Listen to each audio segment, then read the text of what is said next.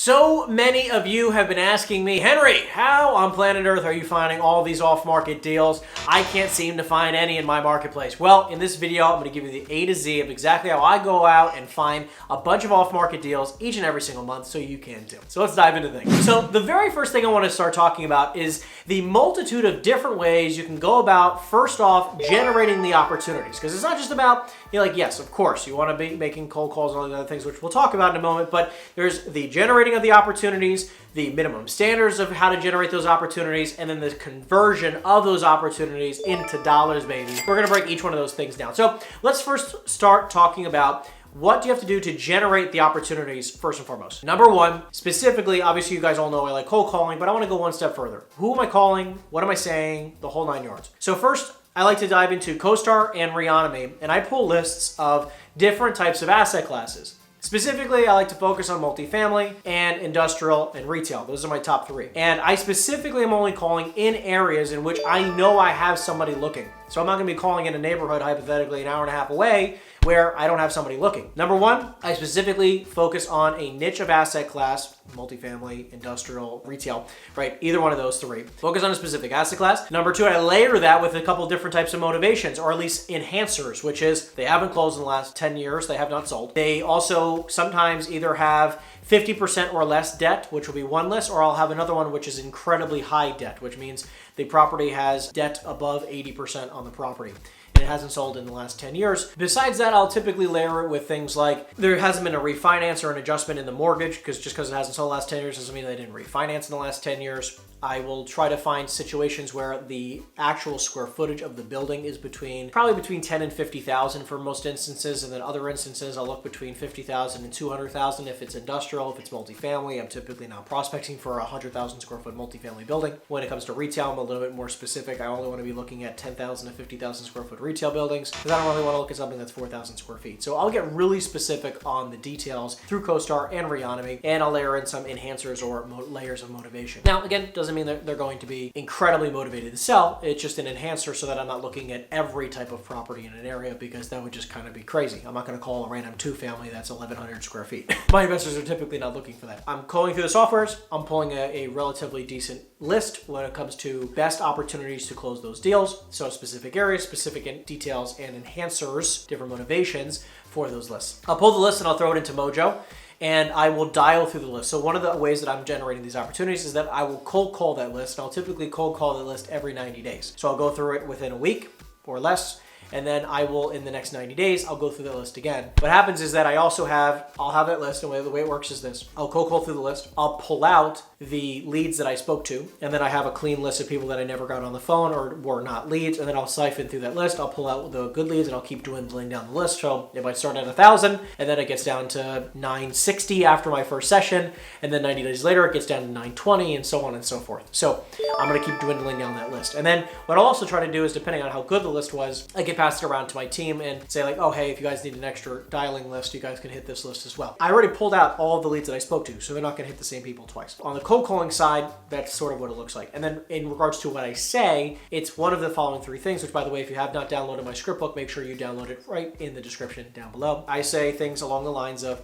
hey blank, this is so-and-so with XYZ Realty. I am a local broker in the area, and I have a client who's going through a 1031 exchange, and they need to move some money ASAP, and I was just curious if you consider selling your property. Another thing I could say is like, hey John, this is Henry, I'm a local investor here in town. I just sold a property of mine locally, and I was just looking to reinvest my money into something else for a 1031 exchange, and I was just curious if you would consider selling your property at 123 Main Street. Typically, those are one of my two go-to scripts right off the bat. Once I do that, and I say, would you consider selling your property? And they say yes or no, the following will look like this. Okay, so I can understand you don't want to sell this property. Do you happen to have any other properties in the area that you might consider selling, or anywhere else in the area or elsewhere that you might consider selling? And if they say no, you say, okay, well, I see that you have this property here in town, and I know you don't want to sell it. Totally cool. Just curious though, if I had another property locally that might be something of the similar criteria, would you consider looking at possibly buying something else?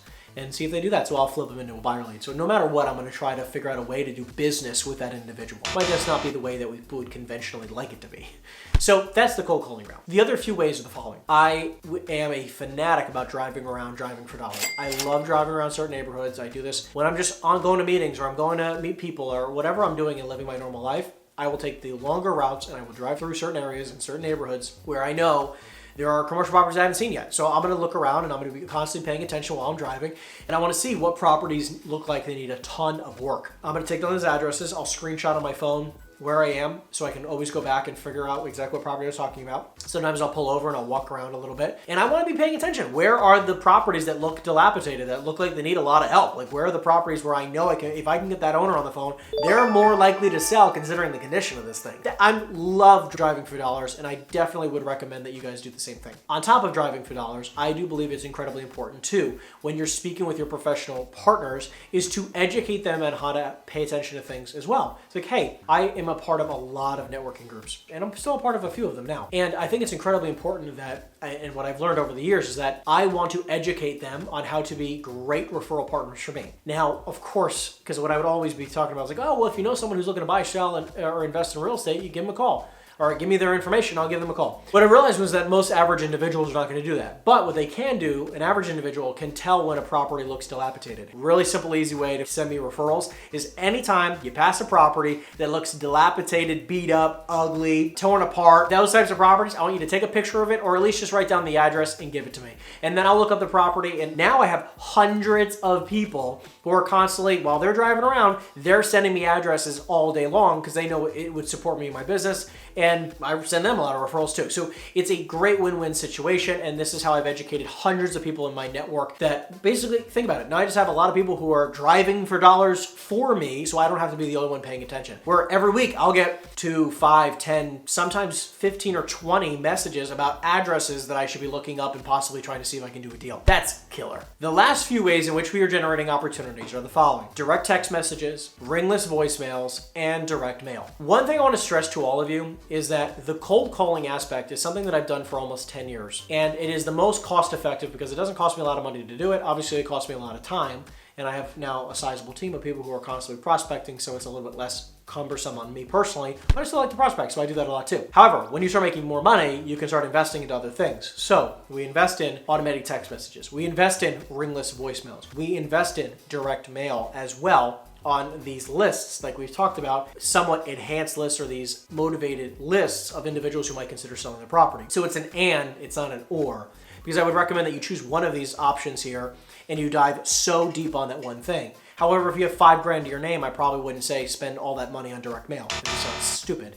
I would say download a software like Mojo and download something like Reonomy and use both those softwares where maybe you're all in for $500 to $700 a month and you have, 6-7 months of money saved. You have that kind of runway. You could also just find somebody who has access to Reonomy and tell them to pull lists for you so you can be prospecting for it. You don't have to have access to these softwares. You just need to have someone who has access to the software, so you can save yourself some money. So when it comes to those automated text messages, those ringless voicemails, or the direct mail, it's all about the money, but they do work. And the one thing I want to stress though is that you still at one point have to be on the phone with them. It's not like you never are on the phone with somebody and all of a sudden you make money. So if you do direct mail, or if you do those text messages or the ringless voicemails, you're going to get leads and then you're going to have to call those individuals. So it's not like you don't need to know what to say. You need to constantly and forever know what to say on those phone calls, so you can download the script book again down in the description below. Make sure you do exactly that, because you need to know exactly what to say once you get the lead. You can't never know what to say once you generate a lead. Now, the way you generate the lead, like we've talked about in this video, there's a multitude of different ways. I would recommend cold calling first, building up the professional partner second, and then layering in, as you're starting to make money, the automated systems like direct mail,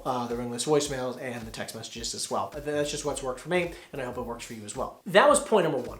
Let's go into point number two. Now that you've generated some of these opportunities through various different ways, it's all about conversion now. Finding the opportunity is one thing, but I have a lot of agents who come to me and like, Henry, I got a great deal and I just don't know how to sell it. I have this opportunity and I don't know how to make money from it. One thing you can do, by the way, you can always direct message us. You'll see my contact information down below. If you have any great deals, you can message them to me right away. You can see the email down in the description down below, and I'll check it out, and I probably have buyers as well. Let's get into how you can do it for yourself. Specifically, the way you can do it for yourself is you can go out and prospect around those types of deals right? So if you called 123 Main Street and it looks like a great deal of some sort, what you can do is you can call around that building and say, hey, property at 121 Main Street, 122 Main Street, 124 Main Street, all these neighboring properties. Hey, I'm just curious, like if there's a property right around the corner from you that might be interested in selling, would you consider buying another property in town? Hey, I'm just curious, like I see your property 123 Main Street. It's a multifamily property. There's a multifamily across the street at 127 Main Street and they want to sell it. Would you consider buying another one in town? I see you paid $400. This one is actually around $375. I'm sure you might want to get another great deal. Are you at all open to buying another property? Very simply put, it's about finding the right buyers to the right sellers and matching them together. So the conversion will look like the following. You've generated the opportunity. Now it's the cultivation of that information about the property so that you can make an offer. Yes, an offer. You want to make an offer 100% of the time on every lead you generate. No matter what, 100% of the commercial property leads that you generate, you want to be making an offer on the property. And again, this works for residential as well. If you're looking in the investment world, you might burn a bridge around listing the property for sale. However, I want to be super clear. I make an offer 100% of the time on every property we work on because I'm looking through the lens of an investor first, realtor second. I want to negotiate on the behalf of my investor before they even come to me because I know my investor is not going to overpay for this property. If I can negotiate the property and the price on all these terms ahead of time, and then I can go to the investor and say, hey, I know that you're looking for a property that has an 8% return on investment conservatively. Guess what? I have a property that's an 8.5 cap, a 9 cap. I have a property that's a 7.5 cap, but the price per square foot is a freaking steal, right? Like if you can go out and negotiate these deals before you even bring it to a buyer. When I bring a deal to a buyer, 9 times out of 10, what they'll do is like, yeah, those numbers sound about right. Send me the details and I'm pretty sure we can get an offer today. Sounds great. That's exactly what I want. But what you don't want to be doing is getting a lead, not making any type of offer or getting any gauge of how much money they want for their property. And then basically coming back, bringing this to an investor and saying like, what do you think? That's a terrible way to look at this. It's like, hey, here's all the information. Here's the income, here's the expenses, here's what kind of work it needs to be done, here's the work they have done in the last 5 to 10 years. It looks like this property would give you roughly a 7.5% return on investment based off of the purchase price of X. I think we can get a deal done at Y. We just need to make an offer with these types of terms. Can we get that written up today? And like when you speak with that type of conviction, people will learn to see that you are a great broker. People will learn to see like you know what you're talking about. People will learn and find out that if they want to do great deals, like they want to buy great deals, they need to come to you. You are the person with that. So I built up a great reputation of someone who can find great off-market deals, like we're talking about in this video, but a huge aspect of that has been because I vet the deal prior to bringing it to my investors. I'll vet the deal, I'll bring them all the information they need, and then all they have to do is basically say, yeah, that makes sense, or I think that instead of that price, let's go in a little bit lower, or you get my point. It's basically, let's get a deal done, but it might need to be a smidge less. That's it. And most of the time, I already know where they're gonna be at, so I already offered that number. Well, instead of $1 million, why don't we offer them $950? Because $1 million, it's a little too tight, but let's do it at $950 or $900. Or instead of $5 million, let's do $4.7 million. And I'll probably have already made an offer at 4.2 or 4 million. I'll pitch them the deal at 5 million and see what they say. Well, let's do it at 4.7. Okay, well, I already know that the seller's willing to take 4.4, and then my buyer's like, well, okay, we'll do it at 4.7. Okay, and then I'll go to the seller and say like, hey, I have a deal that we can net you for the 4.4 million exactly what you're looking for. And the seller's like, okay, great. I'll send over a letter of intent. What's the best email for you? Boom, done. That's it. I mean, like, it's a cakewalk half the time when it's a good deal. But when it's not a good deal, that's when realtors get really flustered and they're like, oh, I don't know what to do with this deal. Move on. Find another deal. If the deal doesn't make dollars, it doesn't make sense to move forward with this deal and keep in touch with them. Call them every 90 days. I have plenty of deals. I have hundreds and hundreds and hundreds of millions of dollars of off-market deals right now that we've found that they're open to selling the property. They just want too much money and it doesn't make sense right now. What we'll do is we'll lowball them. Then we'll send them a seller financing option. And then what we'll do is we'll ask them and say, are you totally against listing the property for sale? And if it's a no, no, no, then we'll just keep in touch with them. Totally okay. But that's my philosophy is like make them an offer, then make them a slightly better offer but with seller financing terms, and then see if they're both those are completely out of line. Okay, listen, if you want to sell your property, are you totally against listing the property for sale? And if they're like, no, I really just want to list it, but like again, if you come up with a number that possibly makes sense, let's do a deal. Cool, I'll follow up with you every 90 days. Then I'll keep pitching the deal out to the right people if it already comes up. But that's my philosophy. Make it simple.